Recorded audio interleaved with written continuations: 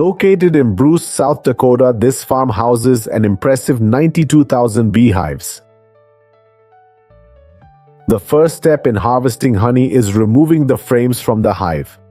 Smoke calms bees, while gentle shaking and brushing can dislodge them from frames.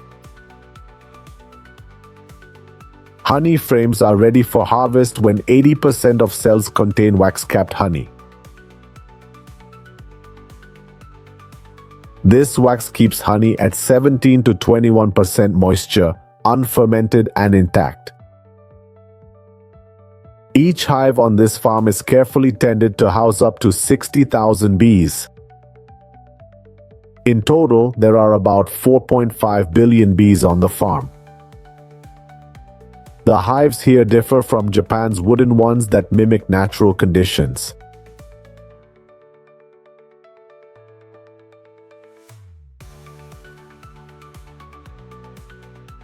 As creative as ever, they also raise bees in wooden logs like this.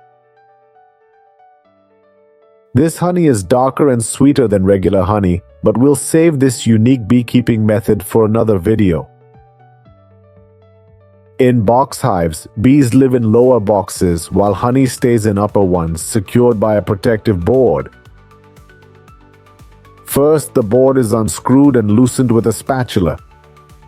Separating bees from honey reduces their concentration at the top, so only a blower is needed to remove them. Then, the beekeeper uses string or knife to carefully cut sections of honeycomb. After that, a new box will be added at the bottom. Japanese honey is often eaten with the comb, unlike in other cultures. Peak honey production occurs during peak flowering, typically from June to July. Harvesting usually takes place from then until the end of September. Now let's return to Zoa's extraction facilities, where harvested hive structures are processed. The first place they arrive is called the hot room. A hot room here in Bruce can hold 10,000 honey boxes, stacked 5 meters high, full of capped honey. Here, each box goes into a machine to remove its lid. This wax and honey mix falls into the tank. Fully uncapped frames yield more honey, so a scraper helps tidy them up. Then they're moved and stacked in the extractor to remove honey from the frames. Each extractor holds 120 frames and takes about 16 minutes to extract all at once. This facility processes 2,500 honey boxes daily at 100 to 105 degrees Fahrenheit, allowing honey to melt slowly. After extraction, workers push out old frames and load new ones like this. The extracted frames are put back into empty honey boxes at the end of the line. A key part of honey harvesting is leaving at least 80 pounds of honey per hive to sustain the colony through winter when there's no pollen or nectar. The mix then goes through a heat exchanger to be warmed and fed into a separation tank with a rotating mechanism to separate honey from wax. The honey is pumped into storage tanks, while the wax is moved to another area for packaging and sale. The honey is then stored in these massive tanks, each holding 2,640 gallons until it's sold. The farm extracts and ships about 5 to 8 million pounds of honey each year. All this honey comes from areas like Bruce, Roscoe, and Kimball and is carefully graded for quality control. Urban beekeeping has become popular in countries like France and Japan. With over 35 million bees, rooftop beekeeping on Paris landmarks yielded $41 per 200 milliliters of honey. Some think it's purer than rural honey, as widespread pesticide use is banned in the city. Bees naturally prefer to build their nests in high places. So, besides rooftops, steep cliffs are prime spots for harvesting tons of honey. Nepal's Gurung people have a centuries-old tradition of harvesting mad honey, which can fetch up to $300 per liter. This honey harvest is incredibly dangerous, not just because it's thousands of meters up in the Himalayas. It can cause hallucinations if consumed excessively due to chemicals in the flowers bees use for nectar. Hence the name Mad Honey. These cliffs are 250 meters high and take at least a day to reach on foot. One small mistake could cost the harvester their life. Yet the tools they use are incredibly basic. A bamboo ladder. To harvest honey, the picker first secures himself to the rope, often his only safety harness. Then, using a 12-foot pole called a tango, they cut the hive. A harvested wild honeycomb typically weighs about 3.3 to 4.4 pounds. During peak times, a harvester might spend 6-8 hours cutting 50 hives, yielding about 1,320 pounds of honey. Would you dare hang 820 feet high for 6 hours to earn around $70,000? Or choose a less scary 100-foot climb to harvest honey from trees in Southeast Asia, India, and parts of Africa?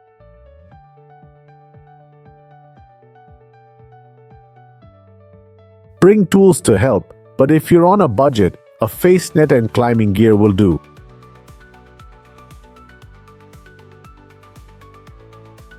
Just make sure you're as good at balancing as this guy. If you're confident with a capable team, tackle a towering 60-meter tree like this. It houses about 60 hives, yielding at least 1.3 tons of honey. Wild honey prices range from $10 to $25 per liter. Your team could earn up to $32,500 in a single harvest. Sounds worthwhile, doesn't it?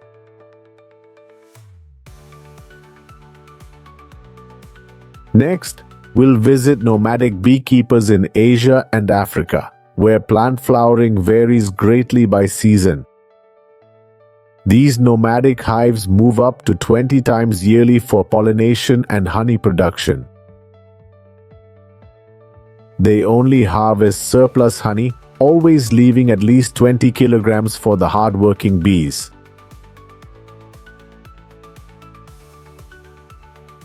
Though moving hives, setting up apiaries, and helping bees adapt to new environments is challenging. While nomadic beekeepers face logistical challenges, diverse nectar sources can yield more honey with complex flavors. This results in a more varied and intricate taste profile. When it comes to nutritious honey, Manuka often comes to mind first due to its high methylglyoxal content, which has strong antibacterial properties.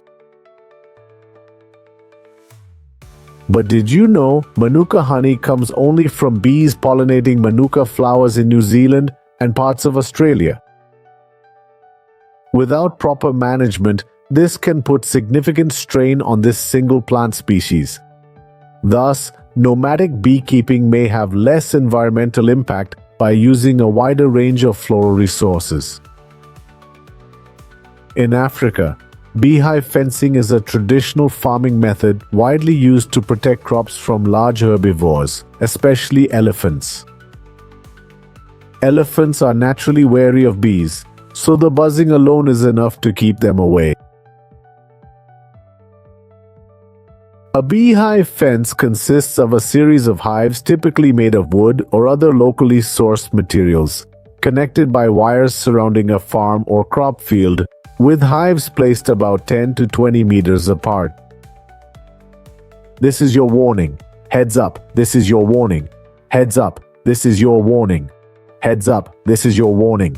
Heads up, this is your warning. Heads up, this is your warning. Heads up, this is your warning. Heads up, this is your warning. Heads up, this is your warning. Heads up, this is your warning. Heads up, this is your warning. Heads up, this is your warning.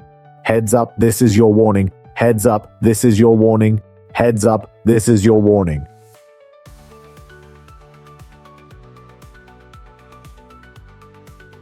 Popular soft-shell turtle producers.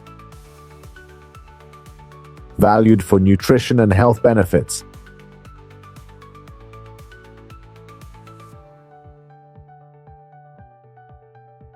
Believed to cure fertility, cancer, arthritis. A delicacy in southern China. Chinese farms raise 13 turtles yearly. Each farm has at least 500 square meters to ensure ample space for the turtles.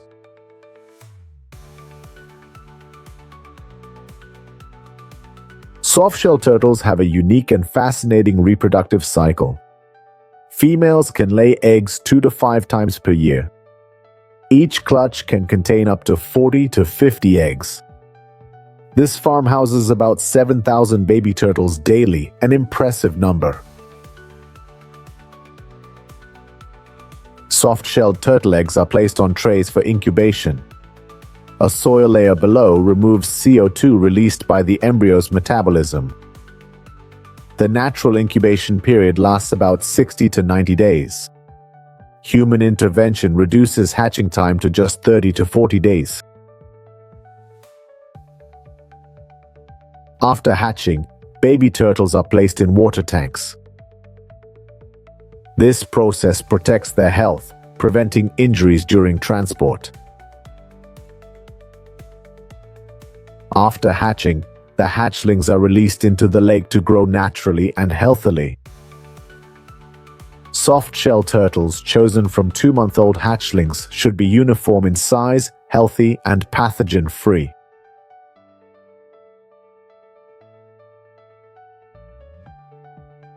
Initial density for 15-gram turtles is 10 to 15 animals per square meter. Density decreases as the turtles grow larger. At 500 grams, there are about 3 turtles per square meter. They mature in 4 to 5 years depending on cultivation and living conditions. Baby turtles are raised in small tanks before being moved to lakes.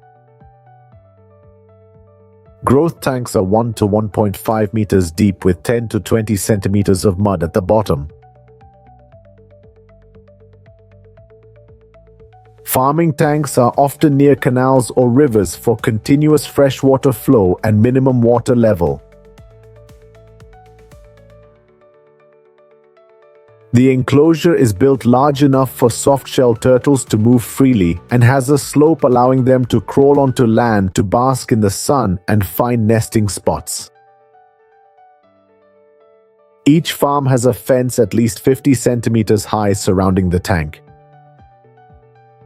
The legs of these walls are firmly anchored in the ground. Farmers can plant trees to provide shade for turtles to rest and nest. Soft-shelled turtles enjoy eating decaying meat. They often compete with each other for prey. Their diet also includes fish, insects, and aquatic plants from ponds and lakes. Owners can also feed soft-shell turtles specially prepared pellets.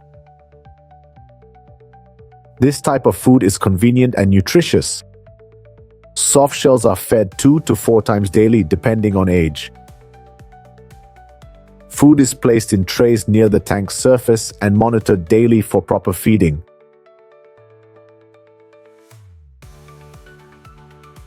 Farmers avoid overfeeding to minimize water pollution, which can cause diseases. After about 6 months, soft-shell turtles are sorted to prevent fighting. Males and females are separated when they reach about 500 grams. Soft-shell turtles are known for their slow growth rate.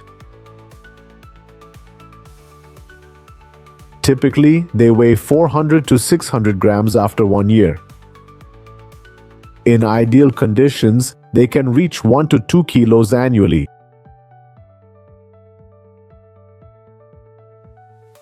Farmers often check enclosures to prevent turtle escapes. Water is changed weekly or when it becomes murky. Avoid noise and excess handling to prevent scaring turtles. Cement tanks have lower mortality rates than earthen ones.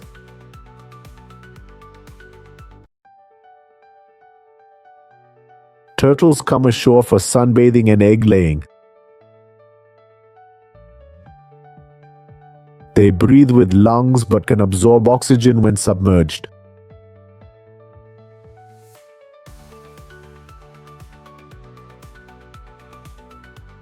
Soft-shell turtles are aggressive like all carnivores. However, they appear quite timid. They often hide underwater when they hear noise or see shadows. When hungry, soft shells may resort to cannibalism. Injured turtles are often brutally bitten by others. Besides modern farms, other methods are popular in South China. Rice fields provide a suitable habitat for many aquatic animals. Raising soft shells in rice fields is traditional in Asia.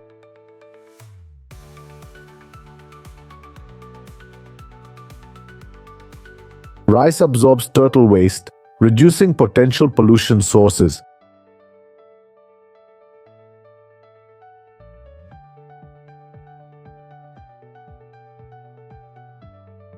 Soft-shell turtles were once on the brink of extinction. China turned this animal into an economic asset. After 12-16 months in tanks, farmers can start harvesting. Farmers use nets or shovels to avoid hurting soft-shell turtles. Choosing the right harvest time is crucial. Harvesting in dry season ensures better quality and avoids weather issues. Drain the tank and capture turtles manually at this stage. Turtles are sorted and placed in mesh bags. Farmers handle turtles gently to avoid any damage. Turtle farmers often sell to restaurants serving turtle meat enthusiasts.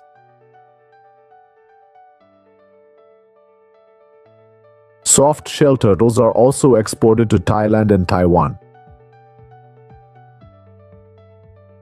Turtle meat quality is maintained from harvest. Soft-shell turtle prices depend on size, weight, and age. Before processing, cleaning and sorting turtles is a crucial step. Soft-shell turtle meat has a delicious flavor and can be used in many appealing dishes. In Japan, soft-shell turtles are commonly raised in Lake Hamana. This area has a warm climate and plentiful food sources.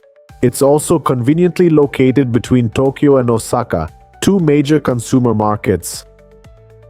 From November to March, soft-shelled turtles hibernate in the lake's mud. During this time they don't eat, so their growth slows down. Typically, it takes about 3 to 4 years for them to fully develop. They're ready for market when they weigh between 600 grams and 1 kilogram. Hattori Nakamura Turtle Farm ships tens of thousands of soft-shell turtles nationwide annually.